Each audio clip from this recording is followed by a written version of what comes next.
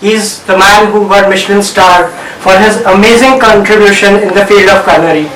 He has been the face of many cookbooks and the culinary shows. He has been serving the delegates like Barack Obama, His Holiness Dalai Lama, and our Honorable Prime Minister Shri Narendra Modi, to name a few. The one and only Chef Vikas Khanna. Hello Chef, it's an honor to have you here. Likewise, likewise. Chef, my first question to you is, what is the best childhood memory of yours? Best childhood memory? I think the day my father bought me a tandoor. It's almost more than 32 years ago. He bought me a blue color tandoor. And that was my tandoor. That was the first time I'm going to be cooking at home using a tandoor. Before that I used to go on the street to help these guys. But that was one of the happiest moments for me. I don't know why. I still remember it.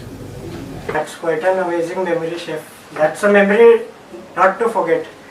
Chef, we all know that you were very attached to your BG, your grandmother. So how has your BG been your inspiration?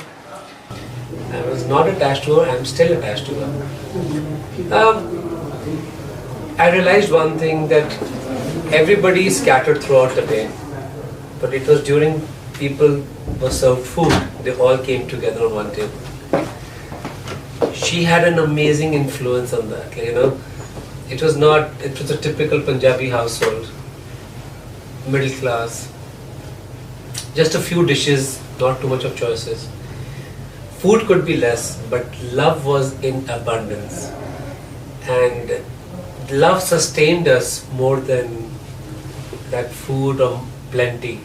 There was nothing abundance, but the love was in abundance. And I think she taught us that power, that even when you have very little at home, as long as the family is united and we're not bullying each other, or we're not who's inferior and who's superior to each other, that issues in families.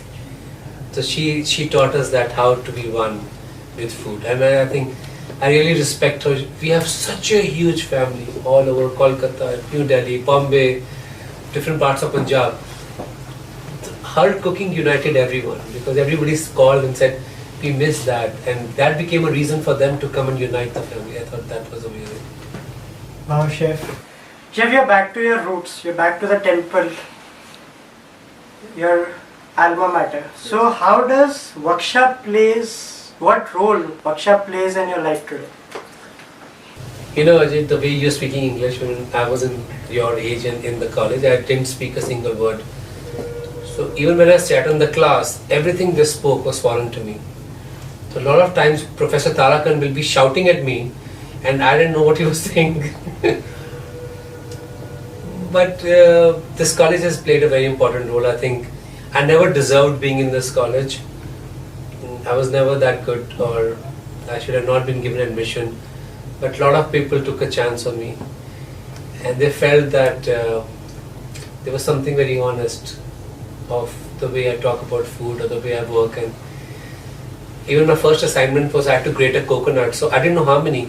So I grated maybe 150 coconuts. I did not know when to stop. Then nobody told me. They all left. I'm still grating. And I'm very grateful to my memories because they shaped me. I'm very grateful because I fell in love with South India when I was here. And Udupi is a very big reason that why I love Manipal, is because of the Krishna temple there and my connection with so many teachers in Manipal and Udupi both.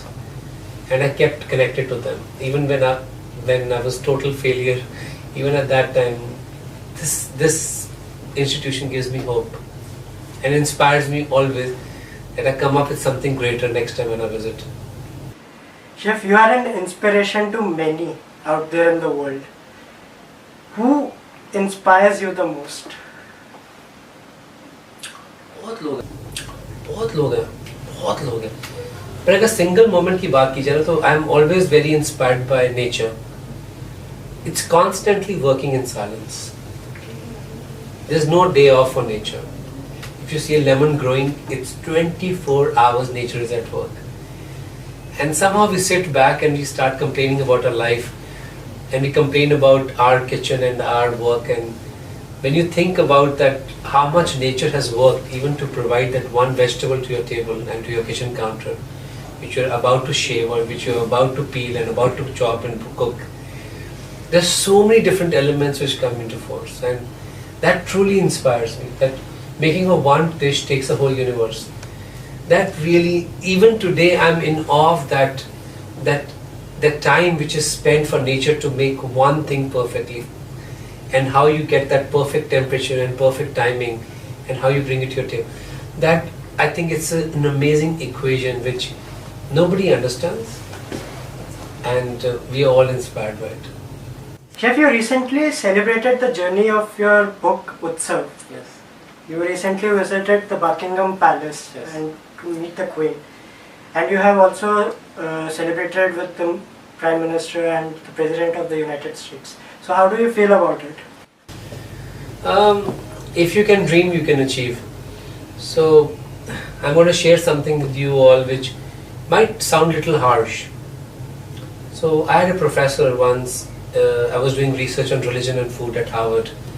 So he told me, saying, Vikas, however good you are, you have to be 10 times better to be equal to everyone else.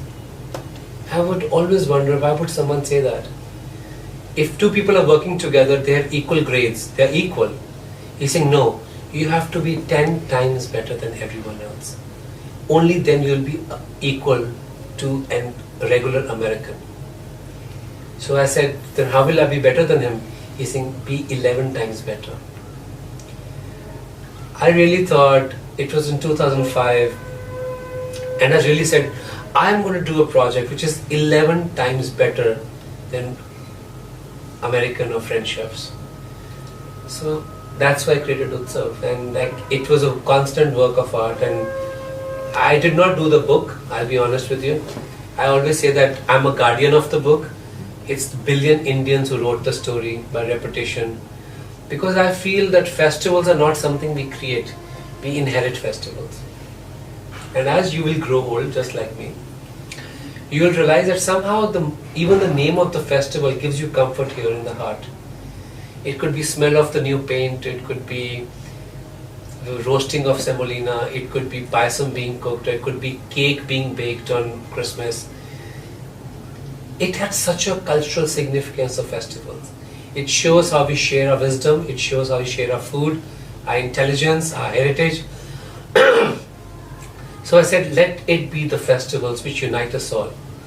In a country like India, where you celebrate Passover and Hanukkah, to festival for it's amazing that every region and every tribe has their own festival. And I said, this book is the celebration of a common man of the country. And to be invited by the Queen, it was to bring that common man to the world attention. And their simple rituals, which might be forgotten as the time passes by, but at least we would know that someone documented it. So UTSAV is very precious to me. It's always going to be something very precious in my heart. Certainly, Chef. Chef, my next question to you will be, which is the most expensive ingredient you have ever cooked with? सबसे expensive तो seasonal truffles ही होते हैं ingredients की बात की जाए अगर saffron की बात ना की जाए उसकी truffles are actually the most expensive truffles सबसे ज़्यादा expensive especially the fall truffles are very expensive and sometimes they don't refrigerate and you go crazy and it's an expensive. Chef, my last question to you would be, we all know success does not come easy in life. So what is the one message you would love to give it to our young chefs? So there's a guy called Karan Bilani. He's just written a book on my life. The book is called Buried Seeds.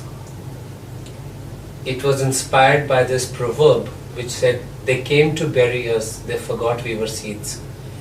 So I want to tell all the chefs that during your career, during your life, during your time period in kitchens, working in hotels, there'll be many times when you'll be buried.